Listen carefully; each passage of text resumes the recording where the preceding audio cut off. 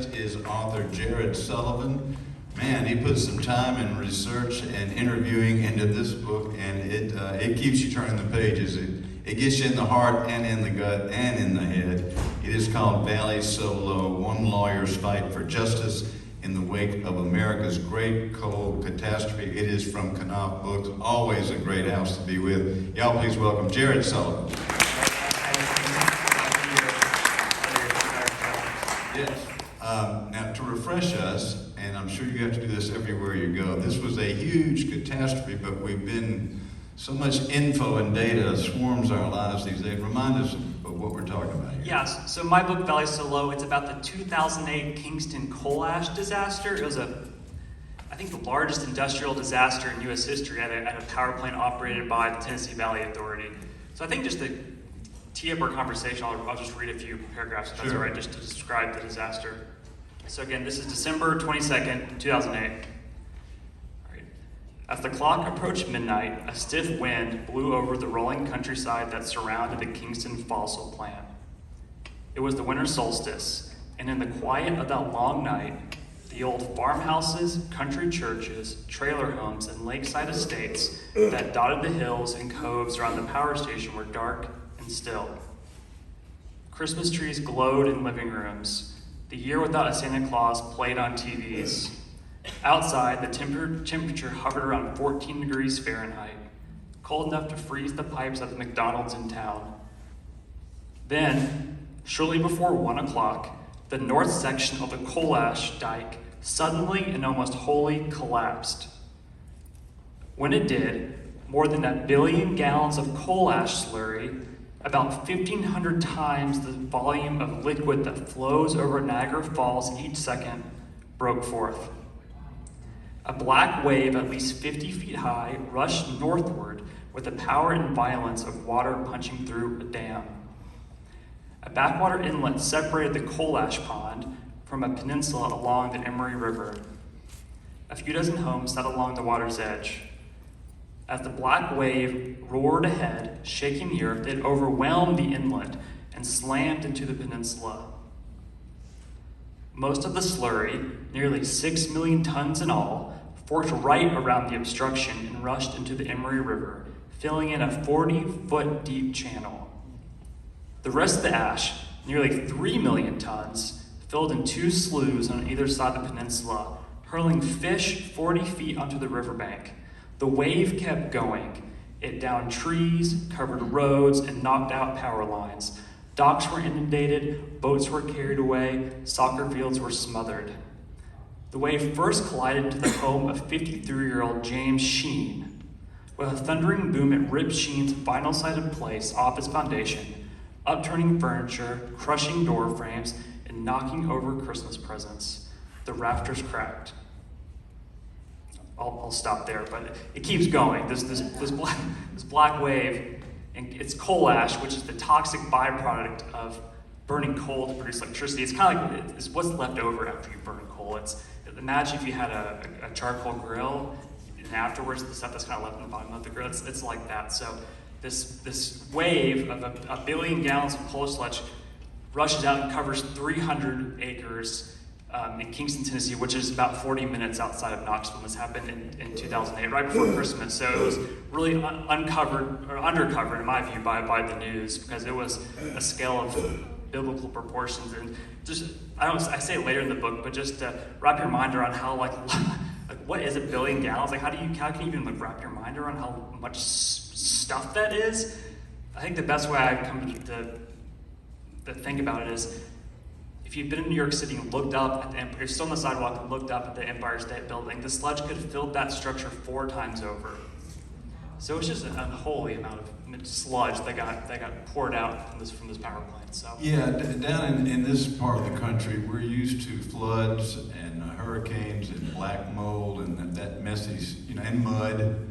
But this is something altogether. This is this black sludge, which is the trash from where the coal is being powered to power the plants. So they have this overflow, so they stash it in this, basically a hole in the ground. It's called a pond, a coal ash pond, but this pond was 84 acres across and 6 stories tall. So I call it a mountain in the book. And I think that's accurate. And no one died immediately because it was the middle of the night, thank God, that this big mountain collapsed. So no one died from this disaster. 30 homes were destroyed or damaged, but fortunately no one died. But my book tells the story of these cleanup workers. So it's 2008, right? The economy is on its knees. The stock market and housing markets have just collapsed. So after this disaster, the morning after, Teamsters and other union reps start working the phone saying, we need blue-collar folks to come out here and help get this stuff out of the river and out off the landscape.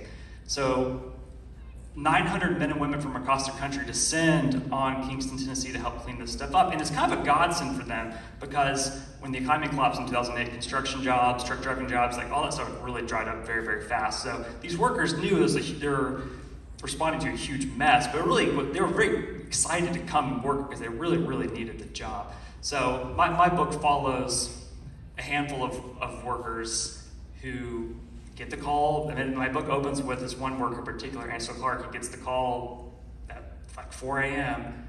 telling him to come to this job site. Well, TVA, and I grew up outside of Nashville in Franklin, Tennessee. So I remember when this happened. I was a senior in high school. I remember watching on TV because the footage you should look up on YouTube. It's remarkable. They have some helicopter footage you can find on YouTube, and it's just striking. But TVA, after this disaster happened, they got all their PR people in front of the cameras and basically said this coal ash stuff is not hazardous, does not pose a serious threat to the community. And I remember, I remember hearing people myself, TVA people saying that, and thinking, gosh, what luck. That's so lucky that this huge disaster, none of it's toxic. Well, you can probably see where this is going. It was very toxic. It was full of arsenic and beryllium and radium and just the worst sort of stuff. So my book follows these workers who rushed up there to clean up. They soon start getting sick, and then they call on this personal injury lawyer named Jim Scott from Knoxville. Yeah, that's the thing. Once you get past the catastrophe of it and wrap your mind around this sludge, which you never really truly can, you do a great job of bringing the human element into it. You mentioned Ansel Clark, his wife Janie. Ansel we all know Ansel, salt of the earth guy, happens to be a guy who drives diesel trucks, likes to hunt and fish, just a good country guy, very robust, very healthy when we first meet him. And of course, I latched onto him because you mentioned that he has a twin brother named Edsel, and I thought, okay, Ansel and Edsel, I'm liking that. But what really got me with Ansel was he had a pet turkey named Junior that he taught how to fish and ride a four-wheeler. Not quite, but basically. The turkey Ansel found the egg, I think while he was hunting, he's a big sportsman, and raised it under a heat lamp. And then when it hatched, it kind of latched onto him. So it would sit on a swing, between him and his wife on a backyard swing. It was like a hobby of his. So he was a very hardworking, well-meaning guy. He was not going to die rich, but he had made a good little career for himself, driving trucks. And unfortunately, he goes up to this job site, and TVA and one of its chief safety contractors at this site, Jacobs Engineering, basically tell him and these other workers who descend on the site, this stuff's not toxic. They don't provide them with dust masks or respirators. So their health starts to decline within a couple of years. And it goes from feeling drained of energy to blacking out in their trucks, to nosebleeds, to worse and worse and worse and worse and worse. And now more than 50 of the workers have died. My book, these worker stories are so depressing. It's so heartbreaking. As Jim was saying, I follow this lawyer named Jim Scott, he's kind of a knucklehead. He reminds me of Huck Finn. He means really well, but he's also kind of a little bit of a mess and kind of all over the place, but he has a good heart deep down. So Jim Scott, he worked in this low-slung office building next to a Burlington coat factory and a Chick-fil-A in Knoxville. It was not a high-powered corporate attorney, but he listened to these workers. They come to him, they say, we're sick, we've asked for dust masks and respirators, we haven't been given them, will you help us? And Jim, much to his credit, does listen to them and spends the next decade of his life taking on the Tennessee Valley Authority and one of its contractors, Jacobs Engineering, in court, and it is a bear of a case. And that's kind of the narrative that drives my book forward. That's what I told Jared. He did the impossible with this book. He made me feel sorry for lawyers. Jim Scott, obviously all these people are real people. Jim Scott's still with us. Kind of a messy guy, kind of unkempt, unruly hair. They all say he's sort of a mess. Not the sort of guy you would think would take on a corporate behemoth. He was also addicted to Skittles. You know, he's just one of those guys. And also, when I mentioned the sympathy for lawyers, I just didn't quite realize, your book really highlights this, that the small town lawyer, the solo guy working by himself with a shingle, when he has to fly in expert witnesses and take depositions with a court reporter there, he has to pay for all that out of his pocket. This Jim Scott worked on this huge case for, 10 years before he saw a dime. Yeah, and you can go broke real quick doing that. Yeah, and he nearly died, and he was taking on Tennessee Valley Authority, which I think TVA has a very interesting history. It was created as part of the New Deal, and was really a godsend. And for almost 25 years, it was the largest public works project, not just in the United States, in the entire world.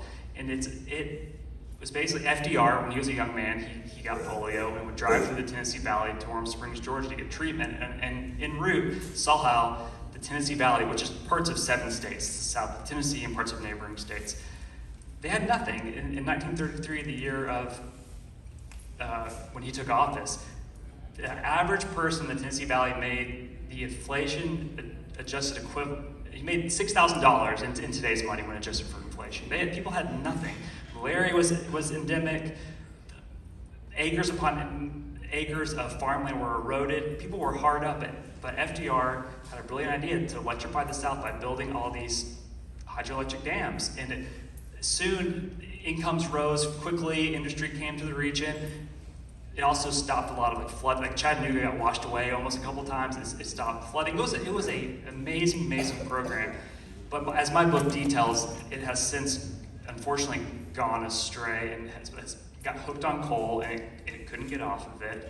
And it is no longer the shining emblem of good government. No, shucks. But I would say, we need TVA to be great, and I think it could be great again, and I'm optimistic. I wrote a very critical book about TVA in hopes that it could be reformed, because we need it to produce abundant, clean energy, and it can do it. I believe so. So I go into great detail about my book. You do a great job of presenting both sides. Anytime you make a claim, you also give TVA's side of it. I really applaud you for that, either in a footnote or an asterisk. They dispute a lot of your reporting, and you say all that in the book. I want to quickly get in here before we leave about Uniontown, Alabama. We know when these disasters happen, all that waste that they're pulling out of the river, all that ash, fly ash, that poisonous stuff, they load it up eventually on railroad cars, and they have to send it all somewhere to store it. Can't believe they didn't send it to Mississippi. That would be the usual thing. They sent it to Uniontown, Alabama, which just happens to be predominantly black. It's one of the poorest. And they store this stuff in their landfill. Tons of it, right? Yeah, so they took this coal ash, they have to clean it out of the river in Tennessee to one of the poorest counties, one of the poorest states in the country, and dump it there. And my book only kind of, unfortunately, glosses over what happened in Uniontown. If another writer's listening, someone should write that book, because that's also a tragedy what happened there. And the state of Alabama did nothing for them. You've done your research. You have incredible stats in here that don't seem like a bunch of stats, and you have wonderful factoids. For example, the Smoky Mountains are older than the rings of Saturn. Who knew? It's true. How do you find that out? Is that on the Google? I just started looking up. Well, I got a lot of Googling around, I guess. How old are the Smoky Mountains? And what else is that old? And that's how you do it. It is, the word riveting is overdone, but it keeps you reading. You're rooting for these people. You're rooting for Jim Scott. You're rooting for great Ansel Clark and his turkey buddy, his turkey junior. gosh, they're fishing and they're riding four-wheelers, and he's a big strapping guy who gets sick, and he shouldn't have gotten sick. And I'm not going to say if you got justice or not. You got to read the book for that. Isn't that right, Jared? That's right. It's a great story and very well written. Jared Sullivan, y'all. Thanks for having me. It's a treat.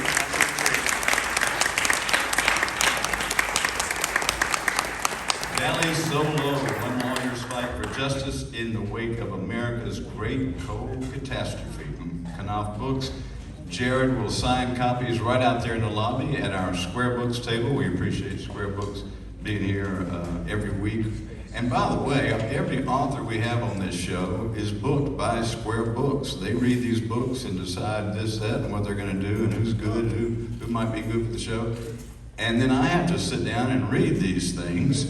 And I got to tell you, man, Square Books, I appreciate them so much. Every week, it's a great book and easy and fun to read. Thank you, Square Books.